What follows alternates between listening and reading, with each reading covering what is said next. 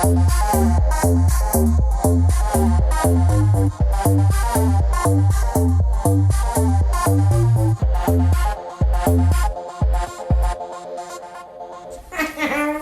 fell. No, she didn't fall, but it's fine. Oh, the cat. Do you guys see Buddha's tail? It's like a little sharky shark. She's real. There she is. Hi, Buddha. She makes rare appearances. Just it the took three her of us gals. just 3 ladies hanging out. The dude's Just downstairs. 2 chicks. Yep. Colonel Mustard. Colonel Mustard. Yeah, he's downstairs with us. Yeah, Buddha took her about a year to like actually come out from under Shay's bed to hang out with me. It's true.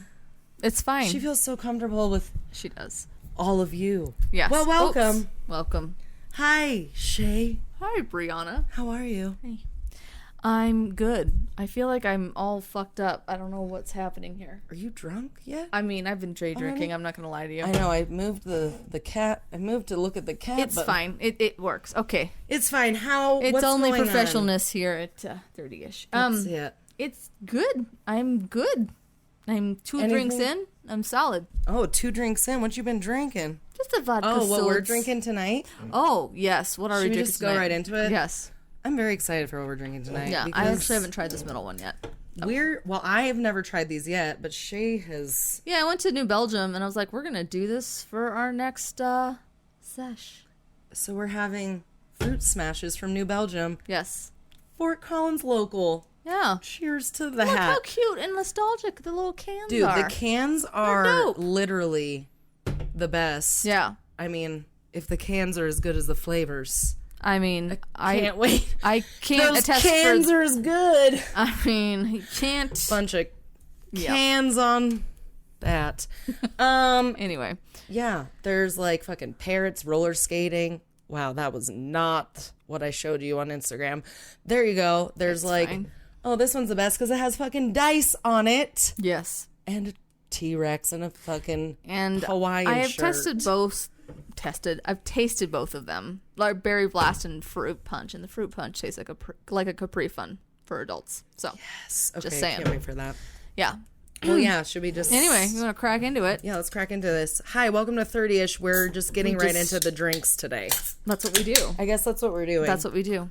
All right. We just opened all 3 at the same time. Did you guys hear that? It was ASMR. kind of. Okay. So Okay, what are we trying first? why don't you go with the because I already know this is gonna be the best. So like just do the Berry Blast first. The one with the dice The one with the is the best. Oh well. Right?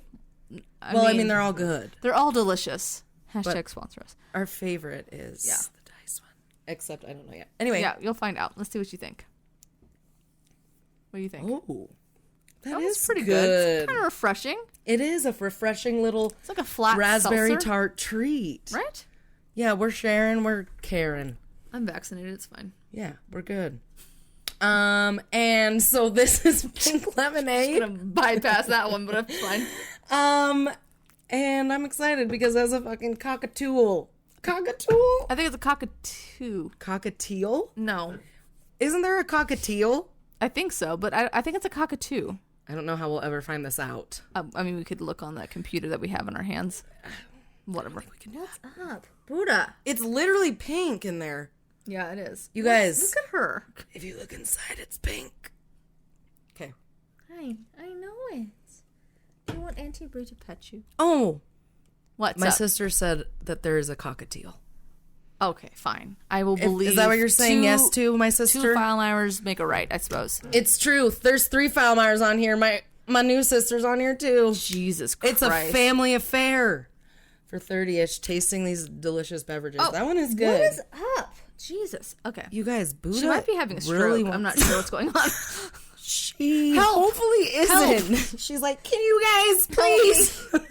I just want to go out. I'm dying. Oh Buddha. my God. It's fine. She just loves her mother. Pink lemonade is... Oh, did you taste that? I tasted it and I then drank I got it and I didn't even think distracted. about it. Yeah. That one's pretty good. It is tastes good. Yeah, I feel like there should be like some sugar in it. It tastes like lemonade without the sugar. It does, and it's refreshing. It is It's a little refreshing. on a hot ass day. I would chug that. Can you stop? I would mounting drink me, at please? least 3 of those. At least 3 of them. Okay, next up, guys, But is no the more. T-Rex. Okay, that was the cockatiel, which is a real word. Fine. I will shut the hell up. And this is the tropical punch. The dice roll. The T-Rex skateboarding. Yes, this one's my favorite. Hi.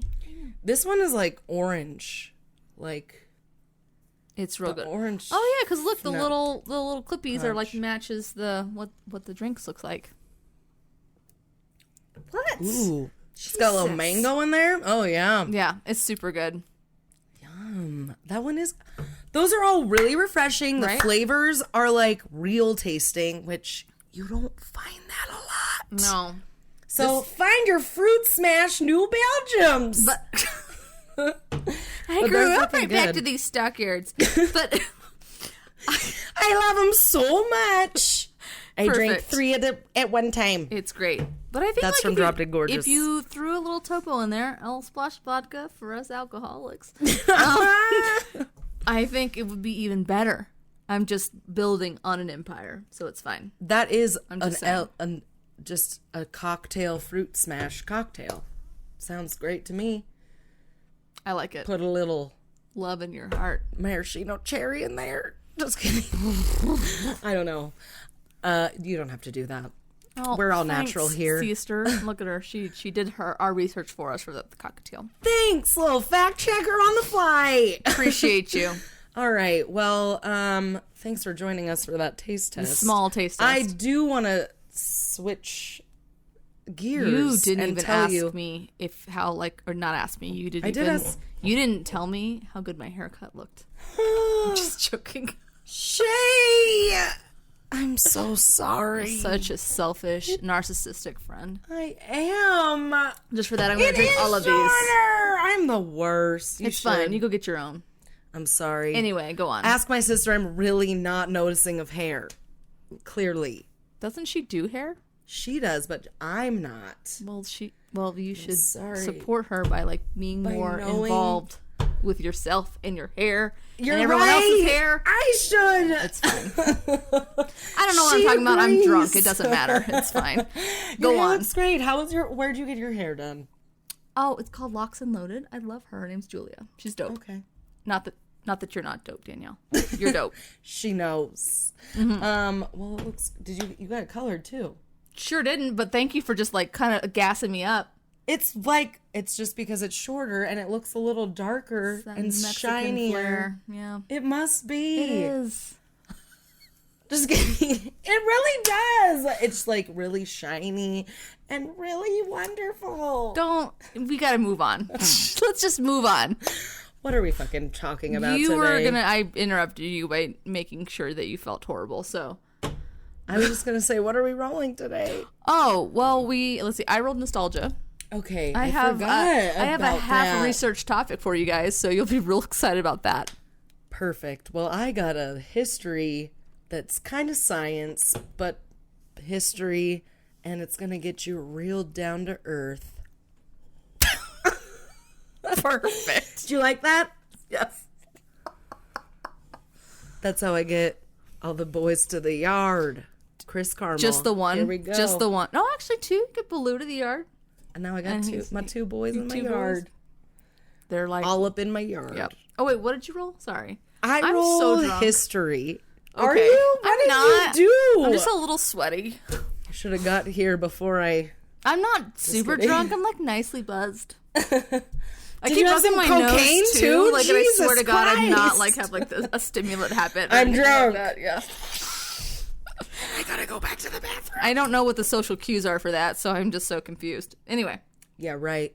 Nice cover up, liar. so history. You I rolled history. Also, Are you sure? well, did I roll science? I don't 'Cause remember. It's either that or that. Well, since we don't Whatever really have it is, science, I'll figure it out. anymore, I'm pretty sure I rolled history. you probably did. I'm drunk. Don't listen to me. Oh my god. I don't know what I rolled. It's fine. I also just spit on your screen. It's fine. I'm So vaccinated. It's time to go. Yeah. It It doesn't matter because I'm vaccinated, so Perfect. you can do whatever you Cheers. want to do. I don't care. We can do whatever we want to do in this world that we live in. Okay, It's like we I gotta close go. my eyes and Michael Jackson is right here. Heal the world. make it a better place.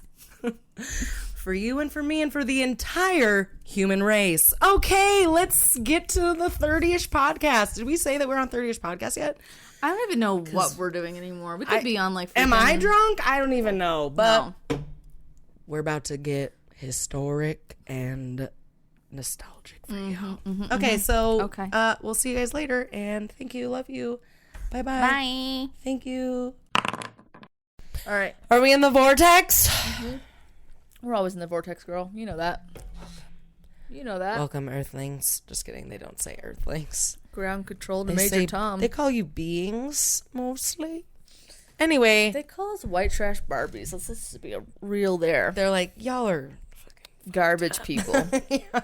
Y'all are the garbage race? Yeah. We don't even y'all stop just for like gas fucking... here. We don't do that. Speaking of gas... Good thing I'm not going nowhere.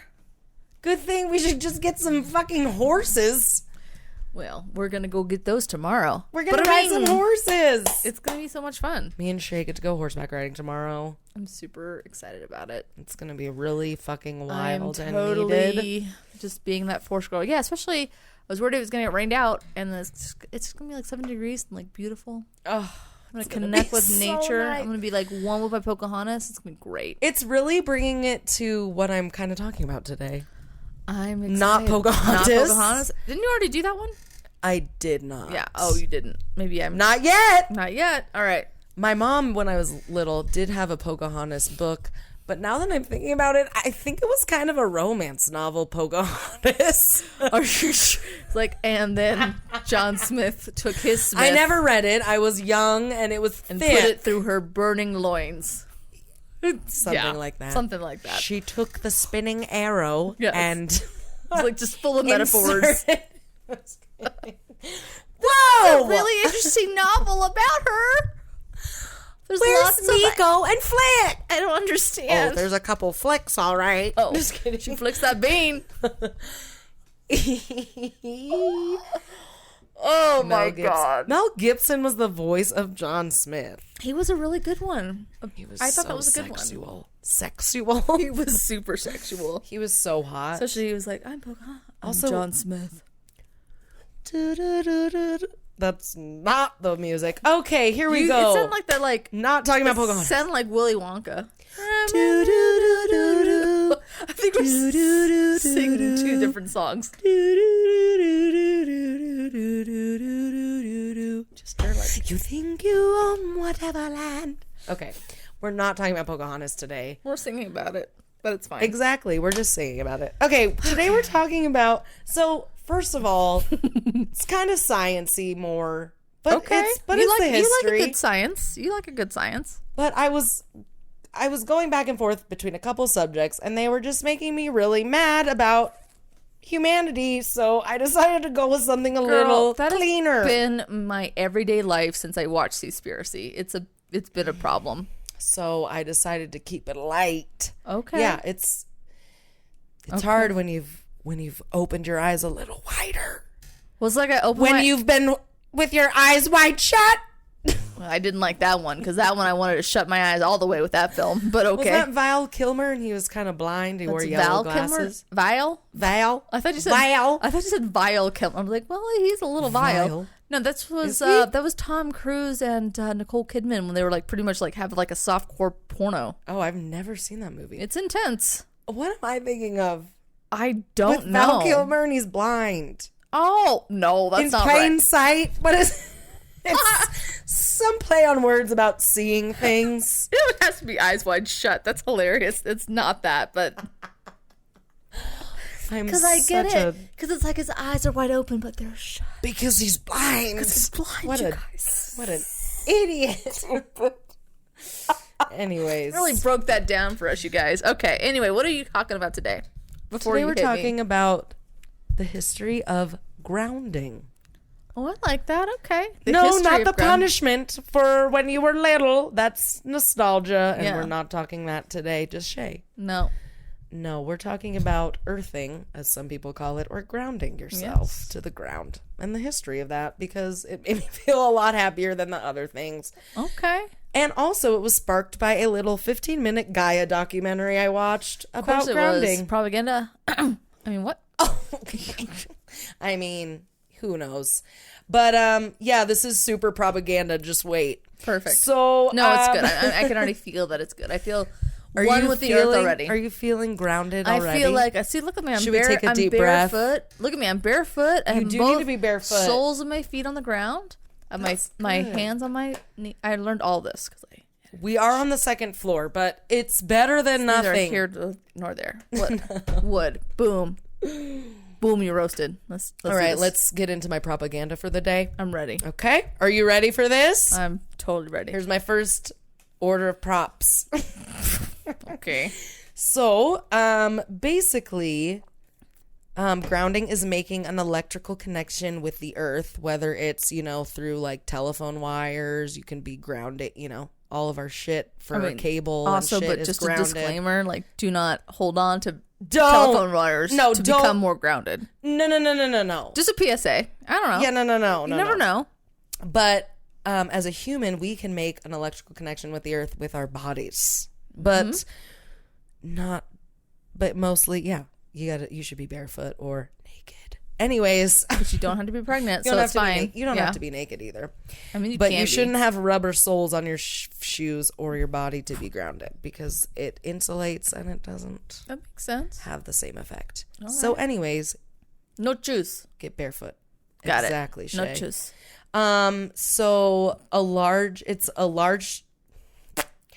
it's when a large conducting body, such as the earth, a large conductor of energy, is used as common return and for an electrical circuit and as an arbitrary zero of potential. I don't know why I kept that.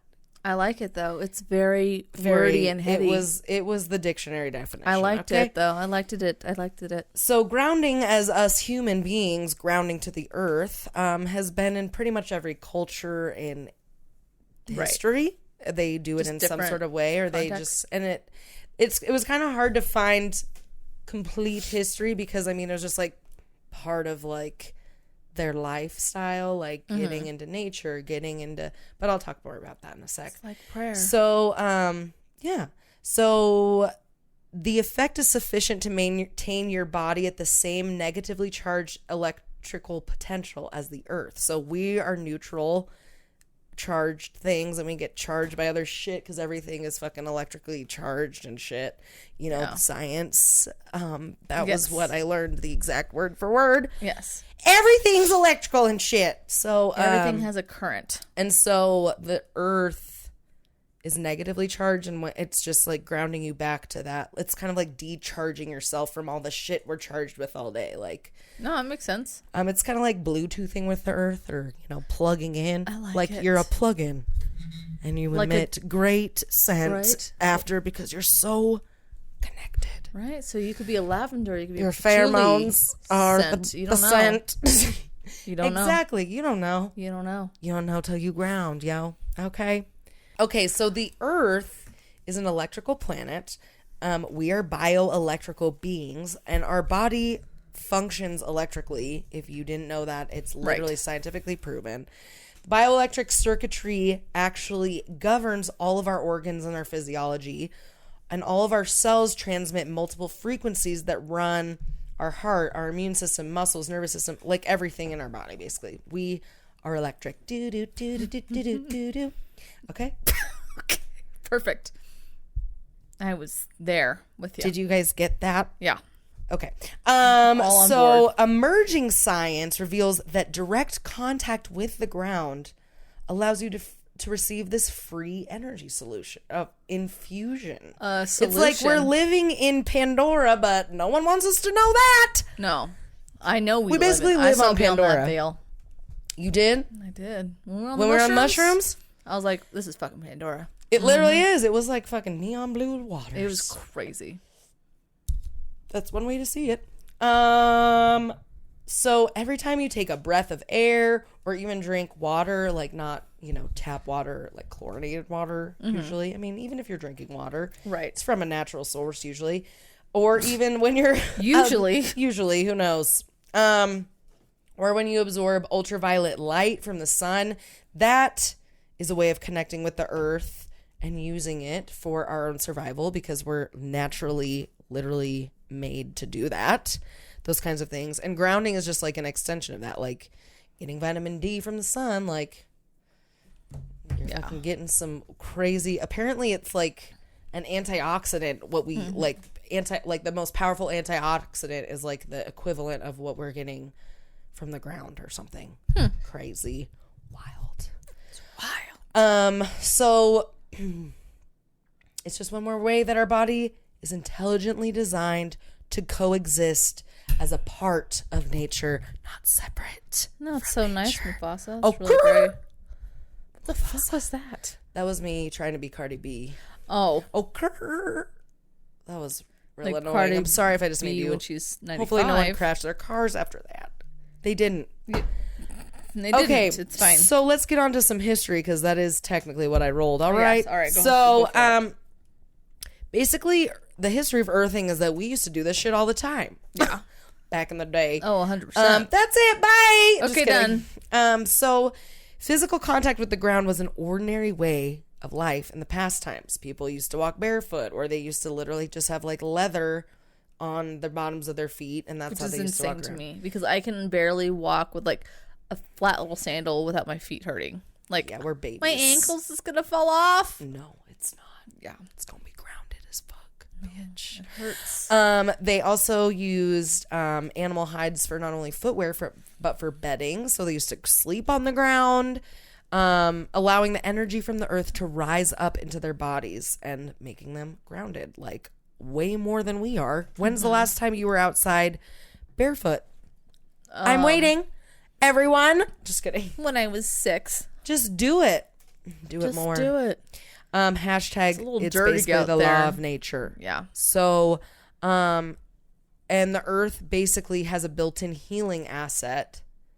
It's a built-in healing asset of nature. It's the electrical charge of the earth. So it has healing properties that are proven, but I'll get into that in a little bit. And so, first of all, there's a long history of Chinese knowledge referencing what's called qi, which is spelled Qi. And it's a central principle regarded as the energy or natural force that fills the entire universe. And believers in qi describe it as the vital force and the flow of which must be unimpeded for. It's fine. It can't be fucked with for health. Perfect. That's what I wanted to hear. That's what I wanted you to say. So there's different kind of qis. So heaven qi is made up of the forces that heavenly bodies exert on the earth, which is like the sun, the moon, like the moon's effects on the tides, the sun's effect on everything. Right. That kind of stuff. Earth qi is influenced and controlled by heaven qi, made up of the lines and patterns of energy of the earth, as well as the magnetic field of the earth and the heat concealed underground. It sounds like about a yogurt shop. There's some heavenly chi and some earth chi. There's 37 flavors. Okay. It's perfect. So, and within the earth chi, individuals, animals, and plants have their own chi field, and all natural beings in this concept grow and are influenced by the natural cycles of heaven chi and earth chi. I'm just super into nature lately, guys. Have you noticed? Good for you. As everyone should be. So, including myself. Earth chi. We're about to be tomorrow. We're going to be immersed in nature. We're going to be in it. We're going to be in it. We're going to be in it with my cowgirl boots. Hell yeah. New boot goofing. You got, oh yeah, you had your new boots last time. Yeah. Yeah. Perfect. Okay, so earth chi is absorbed without our thinking about it when we walk barefoot, which may explain why it's so relaxing to walk without shoes, why exercise is geared towards strengthening the body and relaxing the mind, like yoga, tai chi, qigong, for instance, are practiced without footwear. Because that makes sense. You're grounding, that's part of like the connection, and that's part of like the practice is like you gonna get grounded. Okay. Yeah. Okay. So moving on. It's also clear that most indigenous cultures all over the world respected and recognized the significance of the earth in so many ways. For some of our indigenous cultures of America, I just wanted to share some excerpts that I thought captured their relationship with the earth beautifully. Gorgeous. So we're getting deep for a second. So take a shot. Okay. And then we're going to get a little... We're getting deep in the earth. We're getting deep down under the ground. I like it. Not 6 feet under, though, right? Get down, get deeper, and no. We're not dying. We're just getting into the earth. We're earthing. We're not dying, guys. What song is that? You do have to go outside for this. Oh, it's Saturday night for Spice Girls. Got it. Get down, get deeper and down. Okay. I was going to take a shot of my drink before. Perfect. Just kidding. So good. Okay. So in the words of the late Otake, who was a writer, educator, and tribal leader of the Lakota Sioux Nation, he explained it as this way. The old people came literally to love the soil. They sat on the ground with the feeling of being close to a mothering power. It was good for the skin to touch the earth, and the old people liked to remove their moccasins and walk with their bare feet on the sacred earth. The soil was soothing, strengthening, cleansing, and healing.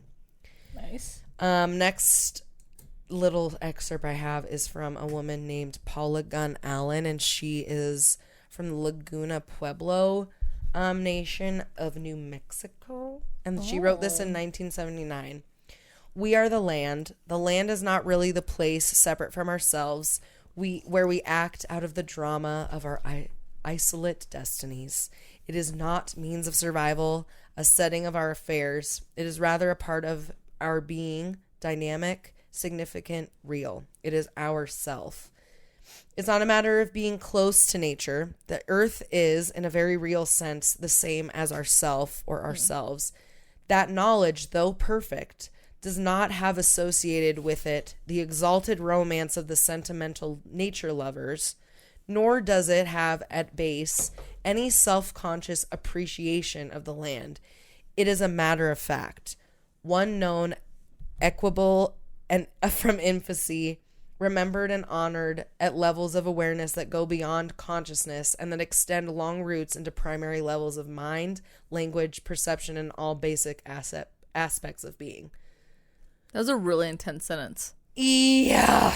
And basically, they've been fucking grounded ever since. Since the day they were fucking born.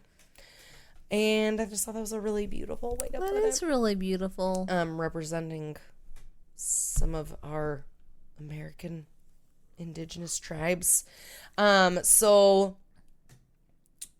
Skipping through time. Okay, just skip and a jump. We're really skipping through to the late 1800s. I mean, there's also other people that were, the Dalai Lama, of fucking course. Gandhi. He was a soundbite. I think they were grounded, a little bit. A little grounded bit. people. Yeah. So those were the only two that I just wanted to tell you about. Perfect. Okay, so next up, little more stuff, which I thought was interesting. In the late 1800s, there was a natural health movement that emerged in Germany. Yeah. And a dude named Adolf Just. Oh, I thought that was going to go to the left and went to the right. No! Adolf was a popular name back then. It's unfortunate. Can you imagine all the Mr. Just. I'll call him Mr. Just. Can you imagine all the moms that name their child Adolf and they're like, God damn it. Son of a bitch. I'm sorry, son. Sorry. My bad.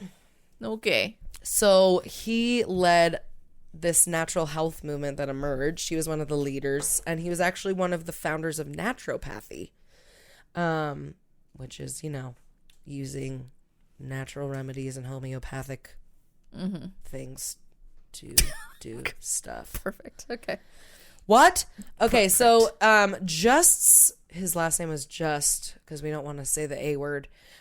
His healing routines included a vegetarian diet, avoidance of alcohol and smoking, and an emphasis on walking barefoot and sleeping on the ground. Sounds like a dud. His activity hit me up on Bumble. Yeah, right? Do you like drinking, smoking, and fucking? Well, fuck you. I don't. Well, you can go fuck yourself then. Because you need some love and some grounding.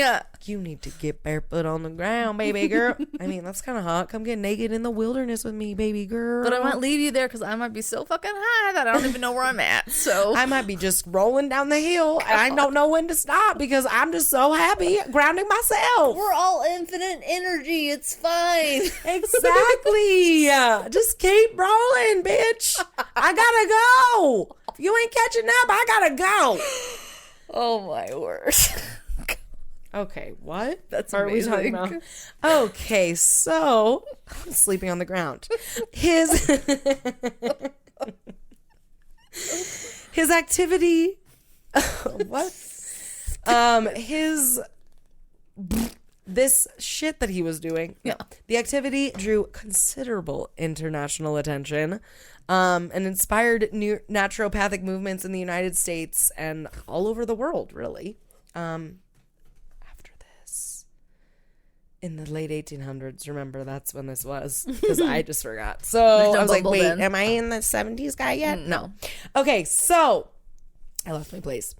So he also wrote a book called Return to Nature, ! Oh, he was super serial about it. Return to nature.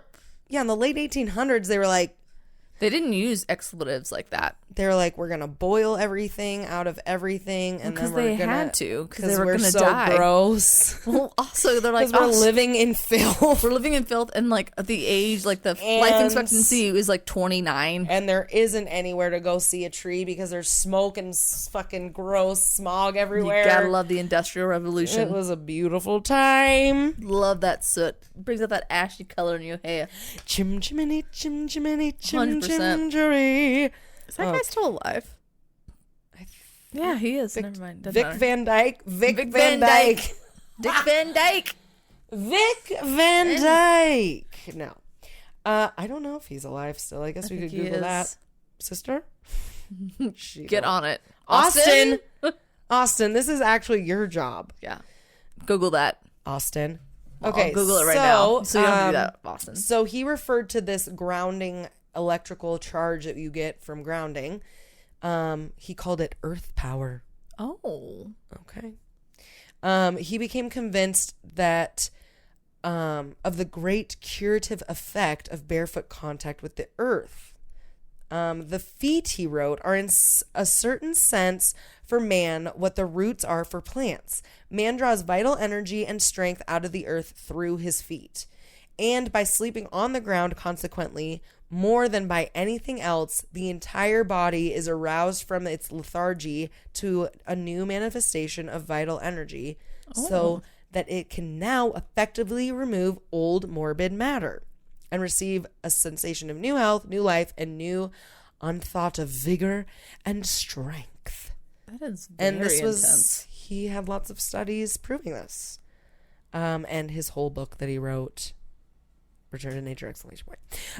So next up, jumping to the 1970s. Well, that's a named big jump. Matteo Tavera. Oh. He's French, so that definitely wasn't French accent.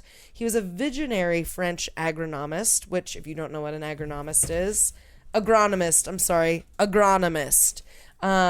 It's basically it's like scientific agriculture, the application of various soil and plant sciences to soil management and crop production. So like just studying the fucking soil and all the fucking ecosystems within the soil and stuff like that, which is what people are doing now, which is really important because it's called regenerative farming, and it's really important because then it doesn't fuck up everything else, and it's really good for the world. So he knew some shit in the 70s too. I mean, this was the 70s, so that was like 50 years ago. Which is insane. Oh my God, that was like 60 years ago. Which is even insane. No, it's not. It's 50. Oh my God, it's not 2030 yet. Where am I? Jesus. Holy God. Okay. Don't get ahead of us. Okay. Jesus. So Matteo Tavera described the importance of electric nutrition, is what he called it. And it's from the ground. you get it from the ground, and it's for plants, animals, humans. And he was, talking about this like fucking 50 years ago. He was also a farmer and a naturalist and was a pioneering figure in the French and European organic agriculture movement in the 60s. So during those years, he wrote a long, thought-provoking series of letters that put this visionary hypothesis based on lots of his own research and observation, years of doing this. And his observation was that all biological life, including humans, requires continued contact with natural electricity, which governs us all, for natural maintenance of health, and that no biological life can exist in full health without such connection. And the letters combined in a book that were published in France in 1969, when we went to the fucking moon. Yes, that's right. La Mission Sacrée, Sacred Mission. Mr. Taveria's brilliant insights anticipated the kind of revelations that would emerge years later. Oh, damn. Through earthing research. I'm sorry. I read that word for word. I liked it. Could you guys tell? No, that didn't come. It was just so beautiful. Okay, so next up, this guy's the most like recent pioneer in the grounding science world. His name is Clint Ober. Clint. And he's a retired cable guy from the 90s. Does he know Jim Carrey? He doesn't. He was. Oh, well, that's upsetting. He was no Jim Carrey. He wasn't as fucking creepy. He was just like he was actually like a pioneer of the cable industry as well. Oh, he just was a pioneer of everything. Okay, he was just like a fucking Oregon Trail, right? He was like member of the Oregon no one's Trail. Done this yet, so I'm just gonna do it the best. So, and he started thinking about. So after his like long career in cable television and doing all this shit with cables and grounding wires and all sorts of stuff, he started to think about the human body in terms of electrical grounding also. So first he learned about grounding when he would install cable TV systems in Billings, Montana in the 60s. Then a decade later, he formed a corporation that was the largest provider of cable installation services in the U.S. And then he specialized in proper grounding of cable installations for the safety and TV signal stability. So before him, there wasn't really much going on. Like one of the things was like if lightning struck, it could like come in your fucking house because shit wasn't grounded to the fucking ground. I never thought about it that way. Also, yeah, isn't that crazy? That is kind of crazy. So in the 80s, then he turned his attention to developing computer industry and partnered with McGraw-Hill, which didn't they make our fucking textbooks and shit? Yes, they did. And he distributed live digital news services via cable to PCs. He basically was a Shark Zuckerberg. Yeah. If you wink, wink, know what I mean. I don't want to get canceled. Okay, perfect. Except that he's not evil. No, so he's fine. He's Chris great. made up a name for him. He said, "Why don't you just say Barf Yuckerberg?" And I was like, "That's a good one, Chris." That's not crack code that at all. It's perfect. He's so smart. So Barf Zuckerberg. So his work with this cable, this. What did he do? When he partnered with McGraw-Hill in this computer industry, I lost my Okay, so this led to the development of the first cable modem and increased awareness of the need for proper system grounding, so you don't get like electrocuted and shit. So that's cool. He's been like grounding like dope. Normal shit, and then he was like, "I'm gonna do all this shit on humans over here." So after following a major health challenge in 1995, he retired and embarked on a personal journey looking for higher purpose. And he found it in his grounding wires.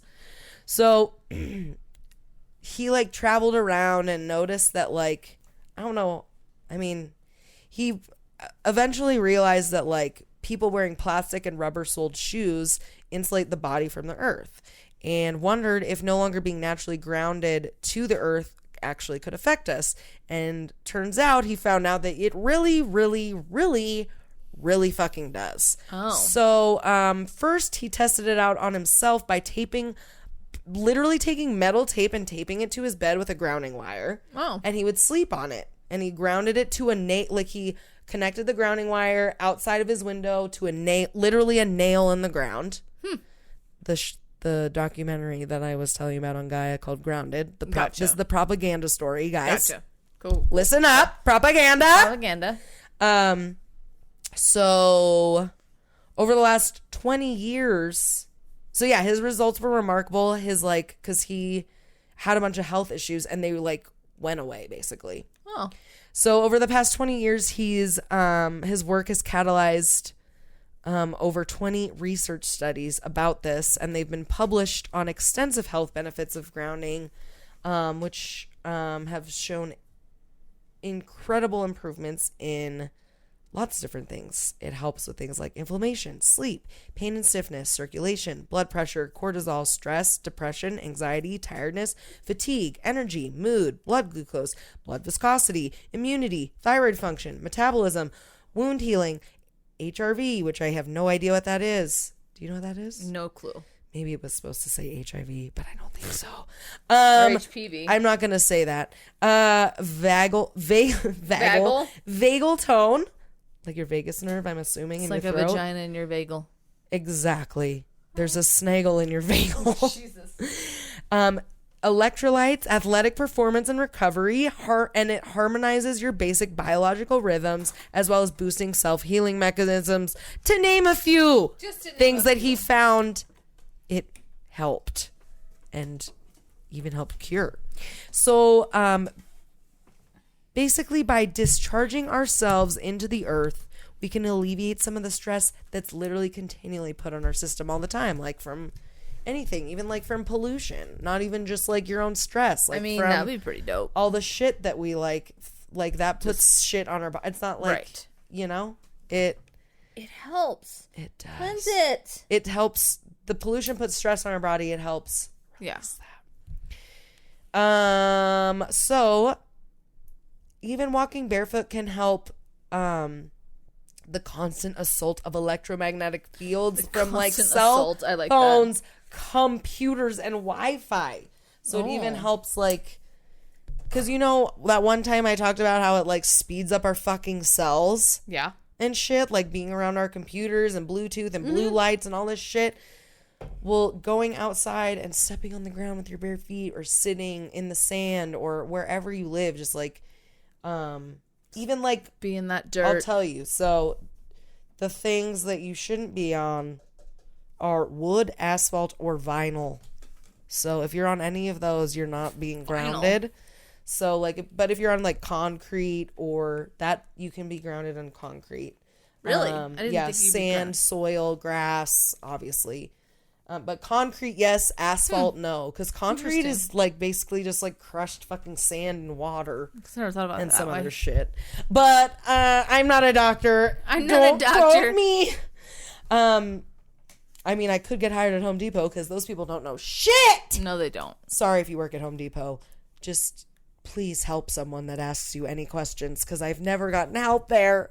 No? Maybe once. I get helped all the time. Oh my God, they can. Maybe it's because I channel that. I'm like, no one's gonna fucking tell me anything. Maybe, yeah. And then they're you radiate that shit. And then I find the people that literally don't know anything. They're just I literally walk around for 8 hours and fake a paycheck. Let me go find my manager. It's fine. Literally. So anyways, grounding has become a massive international movement, and you should join too. Join it. Get on the bus if you want. Get on the bus. That's just the history of it, if you want to like it or not. But here's the bottom line. We've lost our electrical roots in our industrial world for the most part. Okay. But this disconnection may be seriously overlooked as a cause of human pain and discomfort and the insane rise of chronic illness worldwide. Mm-hmm. And all the inflammation that we have too, which inflammation causes so much shit that you don't even inflammation literally is heart disease, is inflammation of your heart. That's just one fucking example, but it's you don't even think about what inflammation actually fucking does. Cause it's oh, I'm just puffy. I don't know. It just is what it is. That's what everyone says. It is what it is. Yeah. But it doesn't have to be. Just it doesn't. So the good news is you have the potential to reconnect. So even going barefoot for like a half an hour or so outside, just see what the difference it makes in your pain or stress level. Literally, it helps.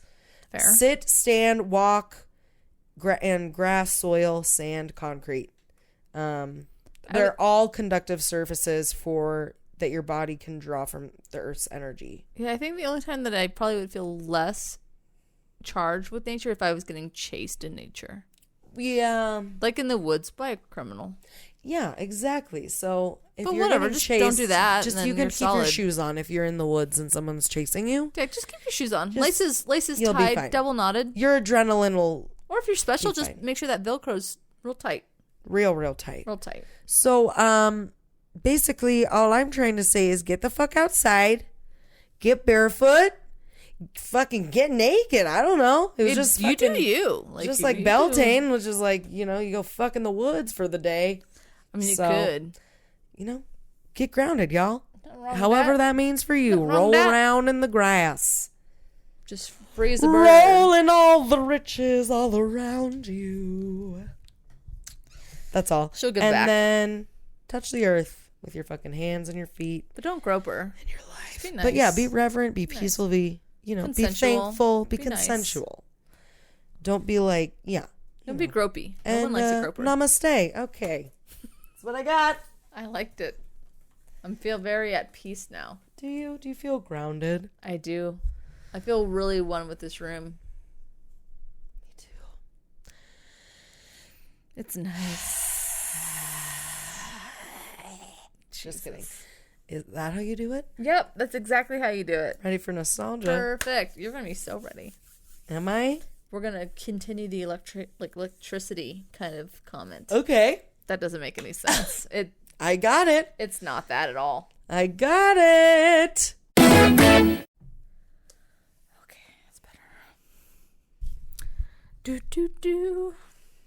I said that's better like I pooped or something. I didn't do any of those things. Are you all right? I mean, are you all right? Are you okay? Yeah. I'm solid. I feel grounded. I feel rested. I feel ready to go. Do you feel rejuvenated? I feel rejuvenated. Do you feel like I feel like walking on sunshine? I do. I feel like I went out into the woods and then I was like, Mother Nature. Are we You're the out of only the one in my woods life. yet? Are we out of the woods? Did you listen? Do you like Taylor Swift? I'm not a big Taylor Swift fan. I'm not either. I liked one album, and that was one of the songs on the album, Into the Woods. I think Is it the most recent one? 1989. Oh. Are we out of the woods? That one- Are we out of the woods? that one's- Are we that out one's of the pretty woods? good. Are we out of the woods? That one's pretty good. Are we in the clay? I have a friend that's like obsessed with Taylor Swift, and I'm like, I don't understand it, but you do you. I know she's not.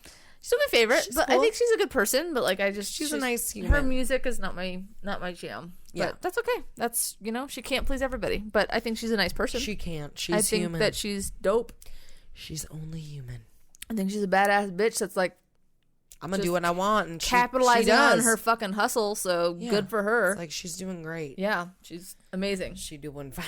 Mm-hmm. All right, what the fuck are you talking about today, girl? Are you ready? So I am talking about the big empire that is Nintendo. Oh my god. So guys, do. Just kidding. I know that's not Nintendo. I was like, we need to have a talk. So this is mostly for the main reason so I can talk about Super Nintendo because it was like my favorite console, which we'll get to that here in a little bit. But like, I did not, so I didn't research this like to death. So Nintendo nerds, like, relax, because I'm sure you're gonna be like, you didn't mention when the freaking Zelda. president like sold his son and named him Zelda. Like, you didn't mention, like, I'm not gonna mention every single fact, because also this thing is so fucking vast that I had to pick and choose, but I wanted to cover it just because it is purely nostalgic for a lot of people. I don't know what experience you had with Nintendo, but I wasn't allowed to have one, but I did have a Game Boy. I didn't have a Nintendo like 64, so I had Nintendo Game Boy. You weren't allowed to have like What? I wasn't allowed to have the Nintendo like game system, but you did have a 64. No, we had a Game Boy. You had just the one to share? No. We each got a Game Boy. I got a green one. My sister got a red one. Oh, we got it one you Christmas. got like the Game Boy Colors. No, they were before they were color, but they had. They had colored Game Boys. Right, so they were past they were past the blocky phase where it was like a brick where you could throw it was somebody. a brick. No, but it was like the color. Oh, was it like a still brick one? It was still a brick one, but it was like I didn't know it was they a had color Christmas. ones. I think it was for a Christmas thing. Yeah, and I got a green one. My sister got a red one, but it was still like the normal. The block. And did you guys lose your shit? Yeah, yeah, we did. Did you guys like it a lot? We were playing Socrates on our TV, which was a very 90s child learning game. It was hilarious, and it was like a robot thing, and it was you had like little weird things. Anyway, Socrates, and I was like, "Do you mean Socrates?" And I say that all the time now because of Bill and Ted: Excellent Adventure. Yo, Socrates, and I'm educated because of that movie. So I've never awesome. seen that movie, even though my boyfriend's in it. Keanu Reeves. He is. You would like that movie. You should watch it. How have you not liked it? I've never seen it. It's pure 90s nostalgia. I know. I gotta watch it. It's the best. Anyway, so moving forward, I did it mostly to watch or to talk about Super NES because it's like pure nostalgia, orgasmy feelings for me because which is a weird thing to put that word with my childhood, but whatever. It doesn't matter. But yeah, that's what I was obsessed with. That's what I was. The Chixel Cream for Nintendo. Whoa, whoa, whoa, whoa, whoa, whoa, whoa, whoa, whoa, whoa, whoa, whoa. My word. Sorry, guys. American Idol is still on the air. It is. But So yeah. So again, I'm going to skip over a lot of shit because also when I dived into this thing, like it was also just like talking about like fucking 64 bits and 8 bits and all this kind of shit, and I was I don't care, and I don't think our listeners care. You just want to like talk about like nostalgia, like oh yeah, no, I played Dino City or whatever it was. Like you didn't play that. Know what that is. Oh man, dude.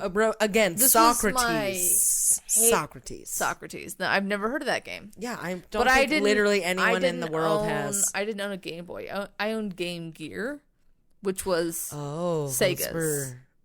Which was like a fucking tiny tablet that took 6 batteries. That then they would die after like 2 hours. Double A's, and it was like this big, and then you played it, and it was Sonic. I lost my shit because it was Sonic, but yeah. Wow. Anyway, we'll get to that. Anyway, okay, so get ready for a lot of mispronunciation with not just that word, but also Japanese words. With not just the word. I've had a few, so it's fine. But anyway, so I apologize ahead of time to all of the Land of the Rising Suns citizens. What's that from? That's just what they call Japan. Oh, yeah. That was me trying to be clever, and it didn't work. So clearly, I was like, "Is that a Nintendo reference?" I wish it was, but it's not. Okay, so yeah, so it's fine. So you only owned a GameCube. I'm sorry, a Game Boy. I had a Game Boy, and I had Tetris, Bugs Bunny Land or some shit. I think I remember that was like a Roadrunner thing. I don't know. No, Bugs Bunny had to save the girl bunny from the Babs. Is that what her name Babs, yes. I remember that from the castle, and there was like an evil witch at the very end, and there was like 42 levels, and what was sweet was like you had a secret passwords of like you fucking died on the 50th level. Fuck yeah. And you could skip right over that. And then sometimes my sister, she always guessed passwords, so she would like just guess like the passwords and be like, "Oh, I got to level 50 today." We're like, because you guessed it. Tell me it. Anyway. Okay, so I never had NES, like the regular Nintendo, but I had Super NES, so I had Super Nintendo, I had 64, which... What is NES? Sorry, Nintendo. I'm a nerd. I apologize. So, it's not. Yeah, I just don't... I'm a nerd. Socrates. So, remember. So NES is just the regular Nintendo. Okay, Super, cool. like SNES is Super Nintendo. So I had Super Nintendo, which My sister, she doesn't have my original system that I had when I was a kid, but it was one that my grandma got, so she has one of my, so it's pretty fucking old. Wow. And then I have mine, so down there, no, it's actually my car. My N64. Is that a GameCube too? Yeah, I have a GameCube as well. That's my sister's. That's the original one from like the two. Do you have Need for 2000s. Speed? I had that. Me and Austin would play Need for Speed on his GameCube. I had that on PlayStation. My old PlayStation. We might need to play that someday. Yeah. And I have my original N64 from like 96 or 97, I'm sorry. So, it's an oldie and You're a real OG. I mean, I don't want to brag. I should probably put that on my Bumble profile, so whatever. You should. I have an original N64, you guys. So, Shay, you literally should, because that's first of all funny, and also like that's also like a fucking like, oh damn, this girl's like a little gamer. Yeah, I am a little If you gamer. want to attract that, kind of. You Sometimes. do. I do. That's so you should, because that's funny to say that, but also important to say that. It is important to say it. I mean, I have history. I'm like the Smithsonian's museum of like a small kiddie pool. It's fine. It's fine. It's great. Okay. So, excuse me. So the company that would eventually become Nintendo was first founded in 1889. Yes, you heard that correct. 1889 by a 29-year-old Japanese man called, here it comes, something Yamauchi. Sure. Okay. Originally called, I'm not even going to say the first. It starts with an F. I'm going to butcher it so bad, so I'm just not going to say it. Mr. F. Originally called Nintendo Kopai? I don't know. Meaning cards or playing cards in Japanese. The name Nintendo is commonly assumed to mean leave luck to heaven. But there's like no historical records to validate this assumption. So like people still don't really even know what Nintendo means. Nintendo. But that they don't know what that means. So anyway, but isn't that how she says it? That's the only reason I said it like that. Who? What? The lady? The Nintendo lady that talks. What Nintendo She's lady? Like, Nintendo. Is that Nintendo? I don't know. Nope, it's PlayStation. Wow. Oh my God. I was like, what are you talking about? Whoops. Wrong brand. Okay. Wait. What's a PlayStation? What brand is that? Nintendo? Sony. It's Sony. Sony. Got it. Thank you. That was the question. Wow. Sega is just Sega, and then Xbox is Microsoft. Sega. And then okay, remember that one? Yeah, remember Sega? Nintendo. Super.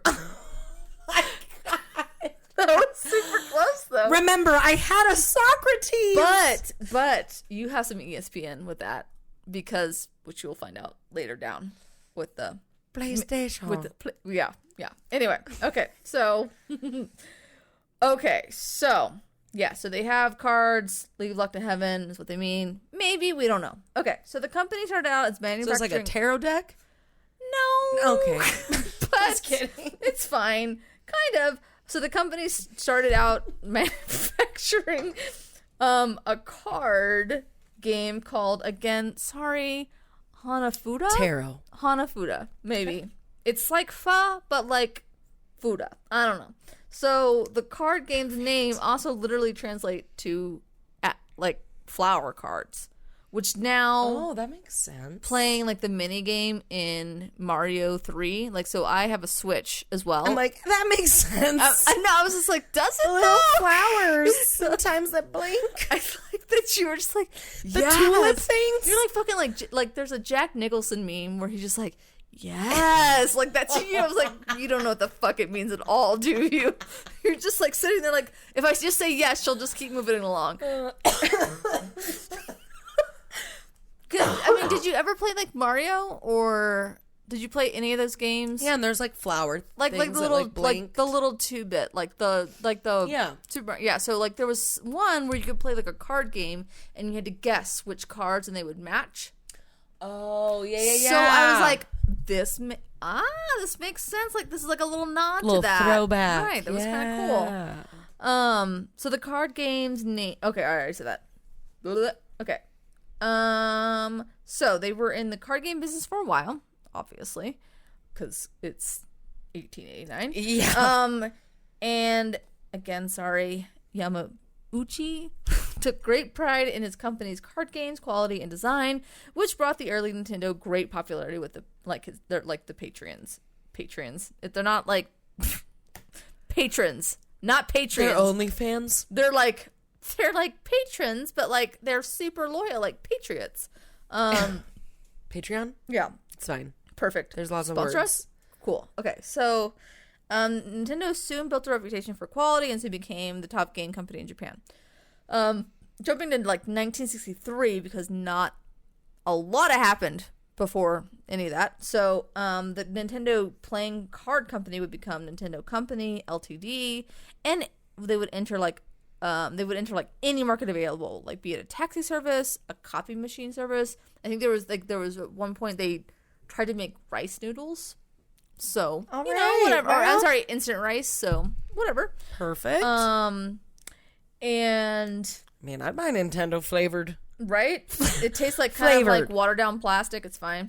It tastes like burnt hard drive. Yeah, it's great. It's great. And then they also they dabbled in the short stay love They actually called it that, a love hotel, which one of the founders actually frequented. He was married often, but yeah, a multifaceted company. I know it's like that. I mean, they were just really just trying like all the feathers.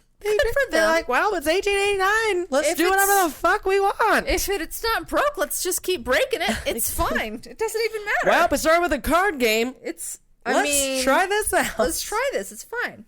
So it's 1965. They finally make Love Motel. It's just called. They were just called Love Motels. 1965. They finally make something like successful in the toy arena. Something called the Ultra Hand. Which sounds like to me like something from... Okay, so they have love motels, and then they create something called an ultra hand? Yes. Okay. Both. Is that like a fleshlight? Yes. Or... Perfect. Yes. 100%. Yes. Figured. Yes. And... a giant fleshlight. Mario's on it? Yep. He gets real red. Gets like little red dicks. It's fine. Little red rockets. It doesn't matter. Okay. Sponsor us, Nintendo. You want to do it. Okay, so... They do. They do. Maybe Socrates will jump back in the... He might. You don't know. Jump back in the game. He might. Okay. Literally, I've never met anyone that knows what that game is except for me and my sister. Have never... Because you were probably the only two fuckers that bought it. Where the fuck did you find that, Bonnie? You... crazy woman. It was in the 99-cent bin at Walmart. Literally. You're like, Walmart thanks, didn't Mom. exist back then. It did. Dude. Where were you? Did Walmart always exist? Forever? Back in the 60s, it did. What? I literally thought Walmart was like a 90s. Oh, no. I mean, it took off like in the 80s, but yeah. I guess I lived in a small town in California. Lucky you. In my little Catholic church. Lucky you. Okay, so... I just went to JJ's Market in Old Town Village. And look, you've recreated that now with fucking, like, Overland Market or whatever. You've recreated that. I have. And I live in Disneyland, so... Yeah, look at you. You're so lucky. I'm very blessed. You are blessed. Okay, so the Ultra Hand was Nintendo's first big toy hit, obviously.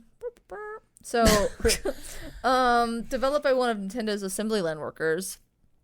I don't know why that matters, but the moving hand opened new doors for Nintendo. Puns. Come on, it's fine. I was drinking. I was gonna laugh. Whatever, you're rolling your eyes. It doesn't matter. So okay. And then when I looked it up, it was like a giant tong. Like, okay, do you know like those like they were black and they looked like a little like big old clasping and they were like this. Yeah. Like, and they were like back in the 90s they were like you just like would pinch people with it. Oh yeah. Yeah. So that's all it was. But it was like a humongous. They're like, oh, I can pull this computer over here and put it over here. Like go gadget arm. First of all, they were not pulling computers in the 60s over to one table to another table. I don't know what the fuck I was saying to that. They were a little large for that. But yeah, it was like a go gadget arm. But that's all it was. Okay. Not as useful, but no. Yeah, no. Sure, the grip wasn't as tight. I mean, it might have been like, but and I'm that's sure why they they're tried like, a few on their own ding-a-lings. I'm sure they did. Okay, so Nintendo would continue the Ultra series with the release of a machine that could throw baseballs called the Ultra, I guess it was called the Ultra Machine. What a super inventive. I mean. What a story of just entrepreneurship, right? And just because let's try this, right? And it was like brand new that they could do whatever the fuck they wanted. They didn't have to reinvent the wheel because they were the wheel. They were literally the wheel. So they were the Ultra Hand. They were the Ultra Hand. So that feeds you. Perfect.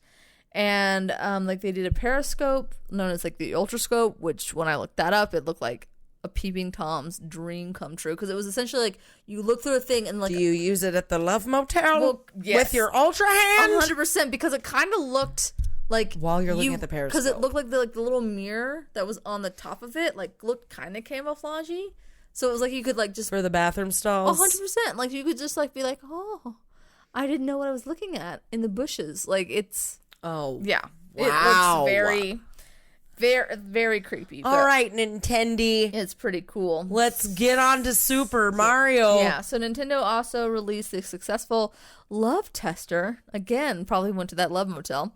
It was just like all sold in the gift shop. Which was intended to test a boy and girl's romantic feelings towards each other when they inserted their hands, not on their wieners, but in the machine. Not that they have to be gay to use this machine, but like it's fine. Yeah, they were, and it just like wrong. Yeah, tested their like blood, fucking probably. They're like, you're horny. You're like, yeah, I am all the time. I could tell because I just used my Ultra Hand. Yeah. Duh. I'm 11. I'm always on fire. Like, can you leave me alone? Jesus. You don't have to keep this in, but you could. Okay. Chris was telling me about like in middle school and you just get like random boners. I was like, that is so awkward and weird. And dude, I would feel so bad as a little boy. I'm so glad I'm a girl. Right?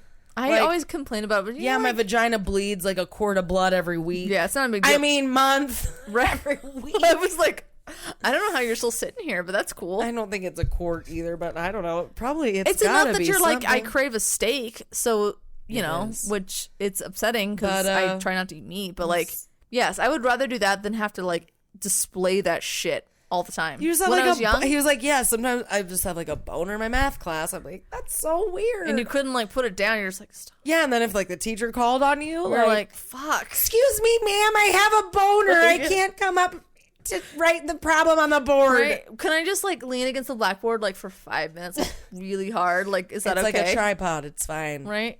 And then I can answer the question. Yeah. Can I lean on the... Oh, my God. Anyways. Sorry, Chris. Good thing you don't listen to this. This is probably the first one you're going to listen to. So perfect. Perfect. I love it. Okay. I lost my spot. Okay. It's whatever. Every little boy feels that way. Am I right, little boys? Feel that way. Where my little boys at? Okay. That is not... I'm... In your heart. You what? Sicko. Okay. You guys. Shh. Okay, so 1970s rolls around, and Brie isn't a pervert in this time. Perfect. So just when Matthew Thahara was making naturopathy. Perfect. No. Yes. He was writing his book. Oh, perfect. Okay, so he rolls around. So 1970s rolls around. Nintendo develops beam gun games. It can be said that like this Duck was Hunt. Right. Yes. So it can be said that Nintendo's first quest into the video game, it was like its like first time into the video game market. Today, the beam gun games are best known as the predecessor to the NES Zapper, which I never heard of that one before, but whatever. I'm assuming they mean like Duck Hunt. But in 1973, they would create... Wait, were they not the first video game company? No, Atari was. I think Atari was before them. Yeah.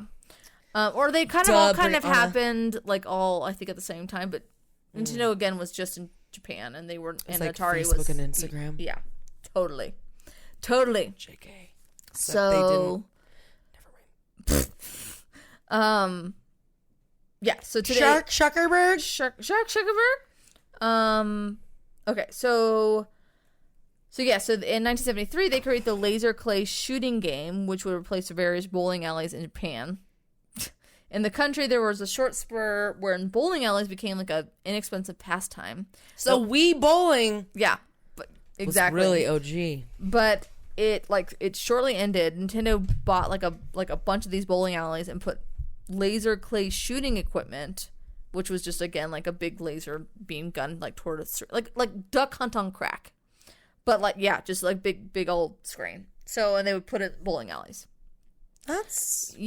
But however, on the opening day, the programming on the system had a glitch in it, and that resulted in it wasn't registering the player's action. So the fundamentals of the game, essentially. So like they would shoot the gun and then nothing would happen. And then excuse me. Yeah, in order to fix the problem, one of the programmers went behind the screen and personally controlled the clay pigeons and deleted them when the customer shot at them. He also had to raise the score when the user successfully shot the pigeon. But after opening day, like everything ran smooth. What an employee of the goddamn month. Right? And he was like, it's fine, I got it. Don't dedicated. Pretend. Like it was just they were just playing pretend up there. Like and he just like there was no magic happening. It was but only on the first day and they fixed it. So it was all good. Wow. They're great entrepreneurs. They fix shit the day that it fucking breaks. That's some customer service right there. They are a great, well-rounded company. Right? Just good people. You know what, Nintendo? I see you. Yeah. I see you, Nintendo. Go buy yourself a little Super NES later. Nintendo. Chris has a 64. Does he? What does he have? What did you guys play at my house? Well, it was mine. Oh. Yeah. Well, what was that? Because 64. he has the same one. 64. Okay. Yeah. So, I still don't know if that's right. It's fine. In 1975 would be the year Nintendo would introduce the game that they generally accept. Even they don't really accept the little whatever the clay shooting game. They accept this one, their first video game ever, which was called EVR Race. In this game, horses would race on the screen, and the players were required, which I don't know why that's so aggressive with the wording, but to predict you better do it. They would be required to predict which horse would win. So we're encouraging children to gamble and associate that with fun. So it's great. It's great. Okay, Nintendo. So, you're backed off you're backed up a little bit. Right. So this one was... What the fuck am I trying to say? I don't know. But this one was solely in the arcade. Nintendo teamed up with... Okay, I feel like I remember that one. Do you? I don't remember the horse racing game at the fairs. Oh, you could be. I think that's what you're thinking of. Will you squirt the water? Yeah, but... Yeah. I thought there was a horse racing one. They kind of were accused of copying a lot, which they kind of did because they kind of had to. How are you gonna? They just kind of kept up with Atari, and they were kind of watching what they were doing, and yeah. So okay, so Nintendo teamed up with Mitsubishi Electric and decided to create their own video game console, their little home, a home video game console. The games they created were Color TV Game 6. I mean, ooh, very crazy. In 1977, and Color TV Game 15 in 1978. Wow. The games consisted of various adaptations of the Atari game known as Pong. So, which I don't know how you can variate from that very much. Yeah, but whatever. You can go up. Yeah. And down too. And that's it. Maybe sideways. Okay. So we fast forward to 1980, and Donkey Kong came to the scene into arcades, which was which was the first appearance of Mario, known simply as Jumpman. And oh yeah. Yeah, so he was just called Jumpman then. Jumpman, y'all boys up to something. Woo! That's a Drake song, okay? Yes, you're such preciousness. I love you. In honor of Jumpman's resemblance of their U.S. headquarters office landlord, Mario Segale, he was later renamed Mario. So they gave a little shout out to their landlord. I did not know that. I like Jumpman. Pretty sure Drake's talking about Michael Jordan in his song, but maybe probably he's not. He could be talking about Mario. He probably is him in future. Probably talking about Mario. 100%. Should have asked Future when I was hanging out with him in VIP that one time. You should have. You stupid little bitch. Excuse me, sir. I know you're fucked out of your mind. What does Jumpman mean? He's like, what do you think it means? He's like, Yeah, exactly. He was fucked up. Anyway. So, that obviously was a hit. Like Donkey Kong was. In Japan in 1983, Nintendo released the Famicom, which was called Family Computer System, which was the Nintendo system, but that's what they called it in Japan. Famicom. Cute. Yeah. Which was was its first attempt at a cartridge-based video game console. It was pretty much an overnight success at first. The system sold like 500,000 units within 2 months at a price around $100, like US dollars. However, there were a few months of However, after a few months of favorable sales, Nintendo received complaints that some of the consoles would freeze and the player attempted to play certain games. And the fault was found in a malfunctioning chip.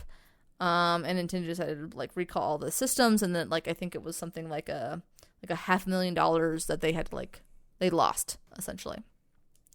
So they attempted to recover that by reaching out to Atari for partnership, but the video game crash of 1983, which was that was caused by an oversaturation of the market, as well as some truly terrible games and competition from home computers, destroy that option. So home computers in solitaire, man. 100%, yeah. And then what people were making too many renditions of and it just, the market was oversaturated. So we'll make another version of Pong. Right. Perfect. So in I think a 1 point something billion dollar whatever, and then after 6 months it dropped to something lower to in the millions. So it really, the bubble burst on that one. So Nintendo was well, fuck, what do we do? That's crazy. So yeah, so in 1985 they just kind of went back to the drawing board, fixed everything they needed to fix. And in 1985 they announced that they were releasing the Famicom system worldwide with a different design under the name of the Nintendo Entertainment System, NES. They used a creative tactic to counter the bad view, which was essentially called a Trojan horse. It was because the media just thought, obviously, okay, all video games are bad and shitty and crappy and they're all the same. So they used this little robot that would I guess be interactive with some of the games. That's what they said it was going to be. It's called Rob, and it was this interactive robot that you could. I never owned. His name was Rob, of course. And I never owned an NES, so I don't know anything about this. But and I never had any friends that owned an NES. If I did, I don't have that. I don't have that in my memory bank. So, but apparently it was this robot that you plugged in, and then it would interact. But the problem was it only interacted with 2 games. So, and I think they were called Gyromite and Stack Up. So I'm surprised you didn't own those. But anyway, so yeah, so do you have Marble Madness on here? I know about that. I do remember that one. So I like that one. That was a good one. But yeah, so it was called Rob, and it was essentially a Trojan horse. Would be see how sophisticated this is. It'll interact with it when it says, I don't know, hi, and it's hello. I don't know what it does. I'm making that up. I don't know. Perfect. Yeah. So also in 1985, Super Mario Brothers was released for the Famicom in Japan and became a large success. In 1986, what game? What game was that? In 1986, NES, along with the adorable little plumber, was released worldwide, and at this point, it's off to the races. Is that what he is? A plumber? He's a plumber. Yeah, he's all up in some pipes all the time. Right? He's Mario and Luigi. So at this point, it's off to the races. Nintendo pretty much saved the video game industry, and by 1988, 65 games have been produced, which was a pretty big feat because I guess the cartridges were super expensive and everything else. I bet. Yeah. And it was yeah, this is the fucking future. 100%, right? People were just I can shoot a gun at my TV and it responds to me. I can't even imagine. It's insane. Okay. Do you remember the game that was the trackpad? Which one? The what? It came with Duck Hunt or something. My grandparents had it. It was on Super Nintendo. The big old D-pad or whatever? it was literally on the ground, and it was a track game, and you would run on the pad, and you would do hurdles, and you would jump, and it would literally jump over the hurdles. I don't remember that one. That is some badass gangster shit. Maybe that wasn't Nintendo. Maybe that was its own little thing. Could have been. But I'm pretty sure it wasn't Nintendo. I thought it came with like Duck Hunt. It could have been. Yeah. And it plugged into the Nintendo. Yeah, it could have been. In my grandparents' basement. Yeah. Don't you remember that? Dude, you're right. I'm going to have to call Stuart. Stuart. Tell Shay that she's dumb and she doesn't remember this. Where was I? Okay, so yeah. So in 1989, the Game Boy, the first portable handheld game system, was my birth. There it is. Look at you. With the interchangeable game cartridges, it's introduced in Japan along with Tetris. It sells 118 million units. So holy shit. It's 118 million? Yeah. That year or total? I think total. Yeah. Wow, that's total. It's still a lot. What's the Tetris song? Ding ding ding ding ding ding ding ding ding ding ding ding ding ding ding ding ding. Is that what it is? Ding ding ding ding ding ding da da da da da da da da ya da da da da da da da. You don't remember that? I don't think that is that it? Bitch, I don't know, but like you're gonna show me. Okay. Yeah. You don't remember the Tetris song? I only played Tetris like a number I remember of times. every song from my childhood, whether it's from a commercial, whether it's from a fucking video game. I don't remember Socrates songs. I'm sorry. No, that's upsetting. You ready? Oh shit! You were on the nose. La da da da da da la la la la la la la la la. I was like, I think I think of it like a bar mitzvah. La la la la la la la. And then but then you could change the songs. Did you know that? No. There were 3 different song choices because my sister found some weird way to change the fucking song. I don't know. It probably wasn't that secret. I just literally was never like inquisitive. I was like, you just push start. Mr. was like, I know the passwords. I'm gonna find out the fucking secret song codes. I was just like, can I get Bugs Bunny? That's great. That's anyways. Hilarious. Okay, perfect. Don't question me on my tunage. Damn, the girl. lyrics, yes. I never owned a Game Boy, so I don't know. I never played Tetris on that. I played it on my phone. I guess that makes sense. Yeah. So, fine. I was just really proud of myself. I'm very proud of you. You were hitting it on the nose. I was like, I think you're just thinking of like a bar mitzvah. I don't know if you're, because it's pretty close to that. I ain't never been to a bar mitzvah, bitch. I don't know your life. I know. So looks like I've been to a bar mitzvah. I mean, maybe. Yeah. So in 1990, it also brought like a television adaptation from the of the Super Mario Brothers Super Show, which I never watched because I was too busy watching Teenage Mutant Ninja Turtles. Let's be real. Duh.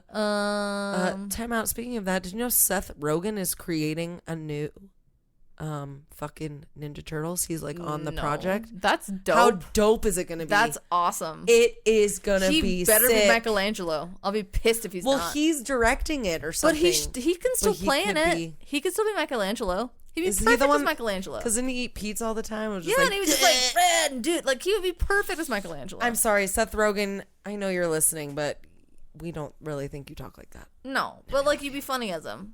Yeah. But you're also an amazing director, so you get it, boy. That's awesome. Yeah, I think he's like writing and directing it. That's dope. That's super cool. Will be so, I feel like it'll be perfect. So like fucking so nostalgic. Yeah, it will be. He'll hit all the right notes, I feel like. Yeah. Anyway. It'll be perfect. Yeah. Okay, so now my favorite system of all time. Sega? Super Nintendo. No, we're talking about Nintendo. We're talking about Sega. Nintendo. It will always be that from now on. Oh my God. So anyway, but like mine is like that just because I think it's because like I was like I must have been like, what? Are you okay? I must have been like 8. She knows you're going horseback riding tomorrow. I'm gonna be gone for so long. Because it came out in 1991, and so I was 6, so I didn't have one probably till I was 7 or 8. So, but for me, like, that was like the height of my childhood, so I had like all the fucking games on it, and I would just sit in my room and be a crab. And yeah, at 8, you'd listen to and I would go up to my, that was your first emo stage? Totally, and I would go to my cousin's house and like Dallas, Texas, and we would play like fucking stupid shit like Star Wars and like this one called like Widget, and it was like this little purple alien that ran around, and he changed like a fucking weird ass peacock, and he would change on different like things. That sounds dope. Yeah, it was super dope. Like they had Widget. That was a great game. Like another one was called Claymates, where you would change into like different types of animals because you were a ball of clay.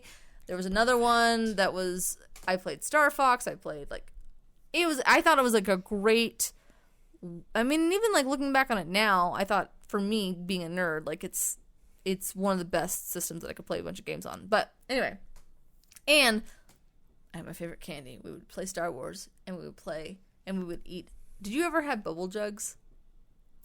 It essentially, oh my god, it was garbage. It was like this little pink. It was made from Hubba Bubba, and it was like this like little tiny jug of powder. And you would put it in your mouth, and it would just turn into bubble gum. And I don't know how it did it. And then we would be like, and you'd eat the whole jug. We would be like Ace Ventura. I'd be like, it's gum going to my hip. Like it's the whole thing. Which, oh my god, I never thought about it till just now. That's why he said that. What? When he's chewing the gum, and I thought he was like saying something about the gum going into his hip. He's mimicking going like the gun's going into my hip. Like, of course it was his dick. Like, oh, Jesus. Oh yeah. I just had an epiphany, you guys. Like, oh my god, I'm an idiot. Oh my god, yeah. The wiener. Yes. Ray Finkel. Yes, Ray Finkel. But yes, so it was like we were like Ace Ventura because we would just tank it in our mouth. Mr. Winky.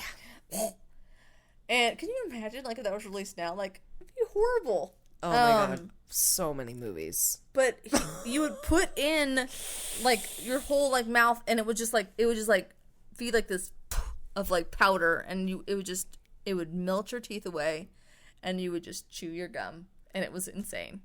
Anyway, I'd probably swallow that shit. That was probably good that I didn't know. Like sometimes we would cough, and it would like just be like this. Like this, whatever.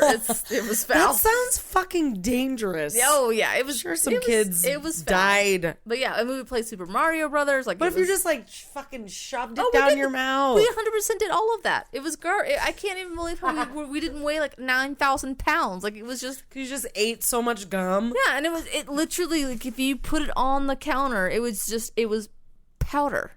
Like you could snort it. Like, it was insane. Oh, my God. I don't even want to think about what some motherfuckers would do with that shit. They probably did snort it. We didn't. We were innocent and just what if you snorted that? Don't snort it. Don't do that. Please don't do that. Yes. Okay, so Super Nintendo was released in Japan on November 21st of 1990. The system's launch was widely successful, and the Super Famicom, again, the Japanese system, was sold out across Japan within 3 days, selling 1.6 million units by June of 1991, which is insane. In August of 1991, the Super Famicom was launched in the U.S. under the name Super Nintendo Entertainment System, SNES, followed by Europe in 1992. Okay, so, however, new players were entering the game. Puns. Oh, PlayStation. There you go. So during this time, Nintendo was actually in talks with Sony to develop a CD-ROM type attachment, but that deal went through. And obviously, and that's what PlayStation was doing. Right. So obviously, we know what happened. What Sony did a couple of years later. They only got their own shit. Mm-hmm. So like, we can do this ourselves. Yeah, exactly. So in Japan, Super Nintendo easily took control of the gaming market, but in the U.S., due to the late start and an aggressive marketing campaign by Sega, headed by Sega's company's new mascot, Sonic the Hedgehog, their answer to the Nintendo's Super Mario, Nintendo saw its market share take a plunge from 90 to 95% with the regular Nintendo. 95%. So they took that's where it was, and then it went down to approximately 35% against Sega. Oh shit. Yeah, Sega fucked them up. But since since Super NES was a fucking amazing system, they overtook Sega Genesis, so that was fine. So thanks to a franchise title such as Super Mario World, Legend of Zelda, Street Fighter 2 and the Final Fantasy series. Total worldwide sales of SNES, oh my god, reached 49.10 million units, eclipsing the estimated 40 million unit sales of Genesis. So, suck it, Sonic. Well, shit. Although I wanted, like, honestly though, I had my Super Nintendo, but I always wanted a Sega because I was 8. I'm a little girl, and I wanted to just play the dolphin game. It was called Echo, and you got to be a little dolphin, and then you would like use your echo whatever powers, your third eye, and you would do your echo, and you would like beat bad guys with your just fucking echolocation. You're like, Mah! And then you would blow up crabs or something. I don't know. Which I kind of wish I could do that. Sweet. Like, I would think that would be really helpful if I was like in my early 20s. To be like, Mah! Like just crabs, blowing be up gone. crabs. Yeah, great. Did you have a problem with that? I did not. God damn it. Gotcha, bitch. Gotcha, bitch. Kidding. Okay. Just So, kidding. 1996, then N64. So I did skip over this thing called Virtual Boy, but like it was a huge embarrassing failure, so I'm just going to skip over it. Okay, we won't talk about that. The V word. The V word. I'll Anyway. never speak his name. No. So, the N64 launched in Japan on the 23rd of June of 1996. Thousands lined up to be the first to birthday. Oh, that's cute. His year. Sorry. Little prodigal son. So a bunch of people lined up to like be the first to experience it. Everyone got a taste, like kind of with Donkey Kong Country in like the Super Nintendo. Did you ever play that one? No. Okay. But it was, for Super Nintendo, it was kind of like 3D. It didn't look 2D. So you kind of got to, like, you didn't get to, like, move, like, in a 3D world like a lot of games you can now. But I don't like that. I like my 2D. Right, where you can just kind of, and I actually kind of like that too. Like, except if it's there's driving, a very beginning to end kind of thing. I kind of like that. So yeah, it's not like I literally can walk around in a circle and literally not do anything. Right. That, like, so I was never, and I still am not, a big fan of Zeldas. I don't like those. I don't like where it's just like, oh, you can have like these 95 side quests. I'm like, I don't want fucking I can't even deal with side quests in life. Like I'm not doing that into this virtual world. I'm not doing it. So yeah. So I just want a goal that I can achieve. Can you give me a list? And I just want to go to the store, and I don't want to go and be like, do you want to donate to this affiliation? And I'm like, no, I don't want to do that right now. But you could also do this or this or this or this or this or this or this. Right, exactly. So no. Okay, so where am I at? I'm getting close here. Okay, so they lined up. It was great. Woo! Okay, so more than 500,000 systems were sold in the first day. Another system launch occurred in early September with Nintendo introduced the Game Boy Pocket, a sleeker, 30% smaller version of the world's most popular handheld. Again, never had that, so I never played any of those games. Yeah. So Super Mario 64 also, by the way, was proclaimed as one of the greatest video games of all time, if anybody cares. It's true. It's literally true. It's pretty dope. Have you ever played it? Wait, Super Mario Brothers? Super Mario 64. I mean, have you ever played it? Is it 2D or 3D? It's 3D. You have to run around. Oh, but Chris, you have Chris plays it. I'm pretty sure. Yeah. So my ears are itching. Yeah, Do I know. like that? Sometimes it happens. They hurt. I have to rub them. But yeah, no, I have it's a pretty good one. It's one of my favorite ones. I just like 2D. Yeah, that's fair. I get it. I think I like Super Mario Brothers. That's fair.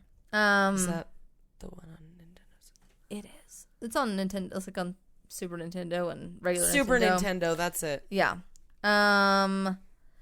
So yeah. Okay. So okay. Things like the Rumble Pack were introduced. Also 64, and like all it did was like make your hands numb. So that was cool. Sweet. Yeah.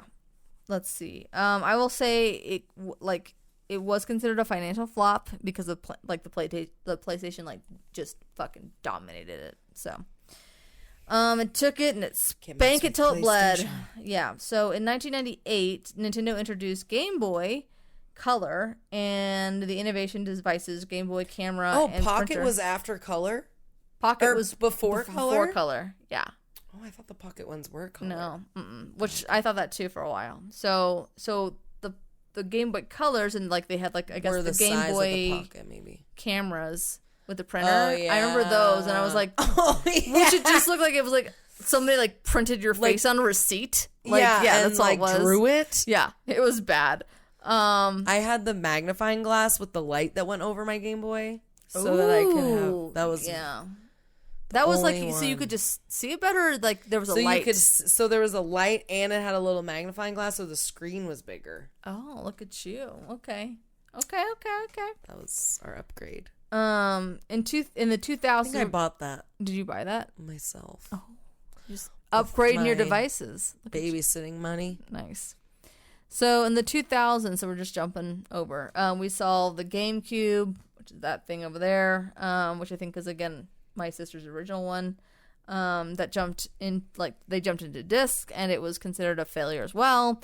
And in 2003, Nintendo released the Game Boy Advance SP, a redesign of the Game Boy Advance that featured a clamshell design that would later be used as Nintendo DS and 3DS as handheld video game systems.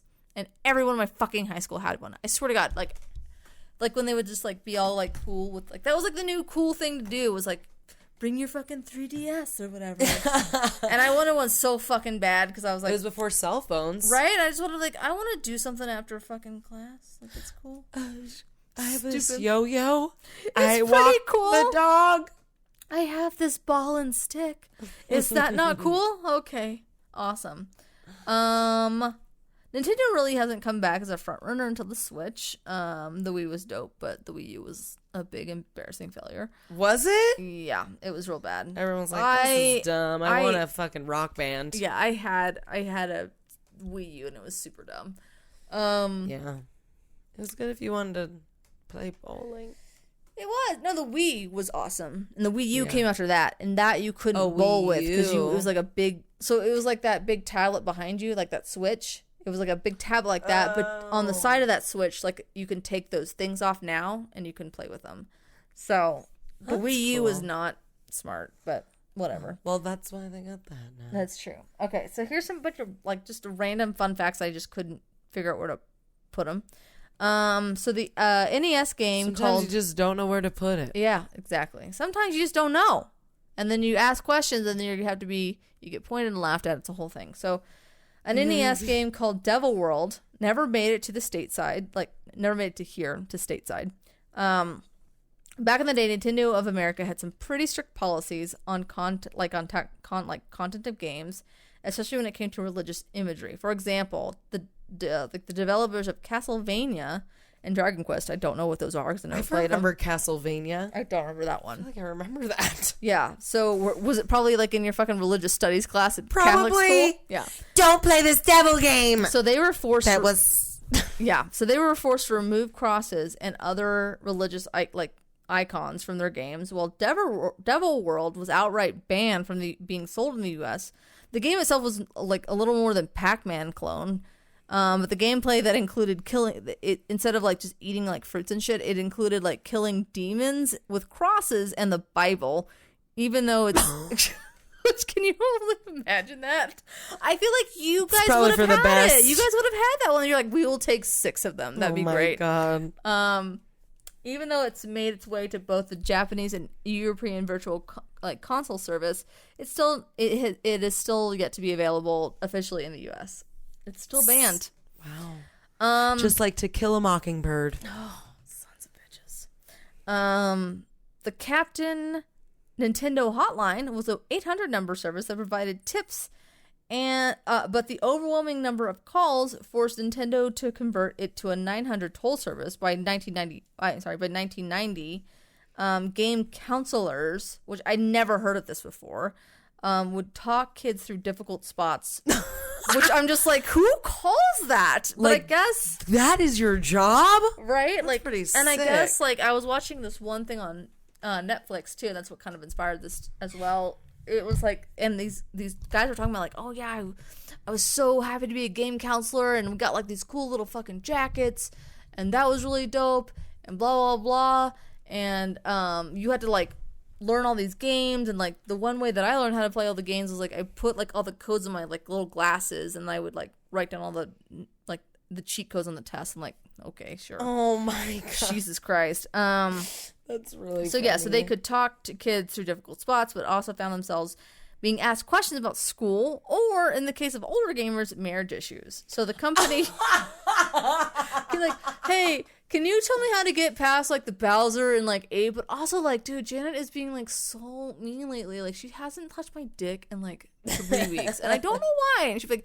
you know why? Maybe because you're on here, sir, and this costs $9 a minute. Like, what are you doing?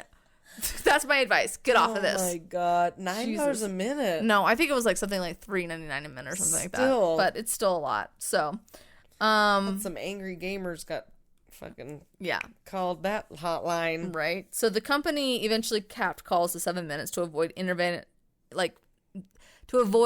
therapy sessions. And that hotline lasted from 1987 to 2005, which is a long time. Nintendo is widely known for releasing strange accessories. But while this one didn't see the light of day, it was still the strangest one out there. The idea was to let the players create their own knitting patterns. And the reason why they canceled because they opted for around 7 older people to test this product. What? They really didn't have to try everything. Unfortunately, they all passed away and the product was canceled. So they couldn't. So traumatic. Right? They can't do that. Right. So this is a sign. Yeah. But again, like, they actually made like promos for it and everything, and it shows like, feel the power of like the fucking knitting thing, and like you can see like the little knitting whatever apparatus that you connect into the console or whatever, so and then like you're knitting it. Yeah, but it's for again, Nintendo was trying to make it so the console was like for everyone, for every single person. But even though like their base died, like it's like, well, that's how that goes. Maybe don't do that. Maybe they died of boredom. I don't know. Super Mario Kart featured a drinking and driving thing. So the original Mario and Buddies racing game had characters like Bowser and Princess Peach celebrate their victories by pulling out a bottle of champagne and chugging away. Nice! The Americans were like, fucking no! That's gonna tell these children. These kids are not gonna understand why this dinosaur on a motor cart is drinking. They're not gonna know what's real. Like, okay. They're gonna think whatever. They can do it. Jesus Christ. So yeah, no, that got booted out because uptight Americans were like, get that fucking away from me. Do you know who Kirby is? Yes. Okay. I had a Kirby pinball game. Okay. Did you really? I did. That's cool. He was really cute. That's adorable. He was like a big pink balloon man. He was. So I do know about Curbs. Kirby. Curb. The pink puffball probably would have fared even worse in America if Nintendo had stuck with the character's original name. Would you like to give a fair guess? Jizzy. Well, no. Dicky. Tinkle Popo. Tinkle Popo. Tinkle Popo. Definitely wouldn't have guessed that. Yeah. I thought it was going to be Cummy, spelled Kummy. That would be adorable. Come and go. Oh. If you guys don't know about gas stations in Colorado, one of them's called the Come and Go, spelled Kum. Yeah, it's real great. It's super cool. We're super awesome here in Colorado. We're really clever with our words. We just like to come and go. What can you say? You know, come, go, come again. Please do. On my back. You better. All right. Okay. So. Anyway. If you kick, never mind. If you can't do it in her, do it on her. Like, no, take that out. That's gross. Okay. That's literally what I was going to say, but I was going to use the word come. You can't come in her, come on her. She would like it. Okay. So, anyway. So, again, this one, because I played it a lot. And you probably did not. It was GoldenEye on N64. Okay. So I think Chris does. They were originally not going to put the multiplayer in it. So they were just going to have the campaign. But, like, it became the reason why it's like a cult classic is because of that multiplayer game. So that was just the big trivia part of it was like they were just originally not going to put it in it. And like I guess a couple of employees were like, we're going to do it anyway. So they did it, and thank God they did because it's a cult classic. So because it's so ridiculous and amazing. So anyway, and then let's see. It's where you change the guns and his hand's always out. Yeah. And it's just I've played blocky, it maybe and once. it's a good time, especially when you're kind of high or drunk. It's a good time. Okay, so in the original Nintendo system, if not the most important console ever made, so it's hardly surprising to learn that it was it was on the market for like the longest time. Let's see, it was originally launched in Japan in 1983, North America in 1985. America discontinued in 95, but I think it stayed on like the market a whole other year later, which means that it was 20 years old from like start to finish, which was pretty long for any console. So it holds the record for that. But anyway, my throat hurts, and that's all I have. Well, shit, girl, that was some information. I was trying to go through that really fast because it's already been an hour. I thought that it was going to be really short. You are just a little tester of I gotta erase a lot of that. It's fine. Well, that was fucking a lot of information. I learned a lot of things I didn't know.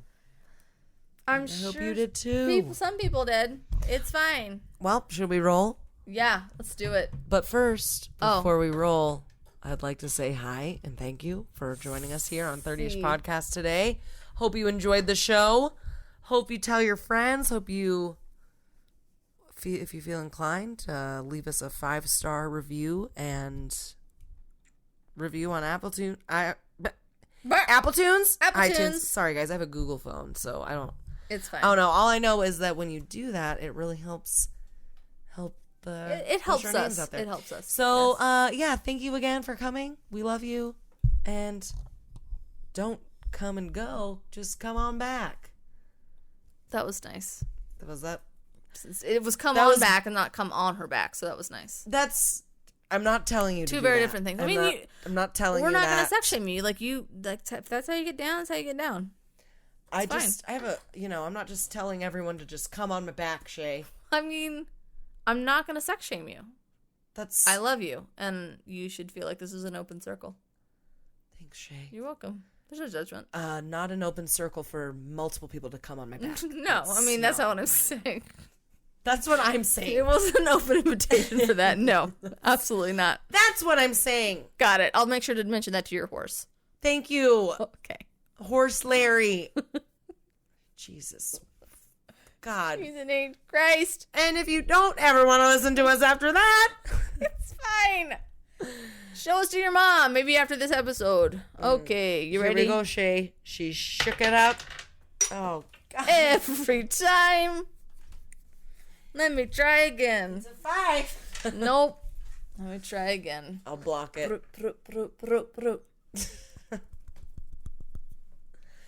That sounds 4. Special. I know it did. History.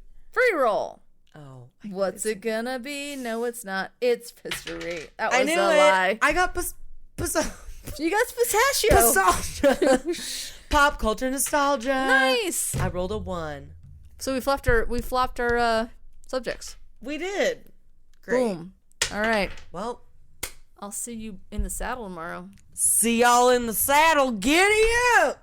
Giddy up, giddy up, giddy up now. That's an NSYNC song.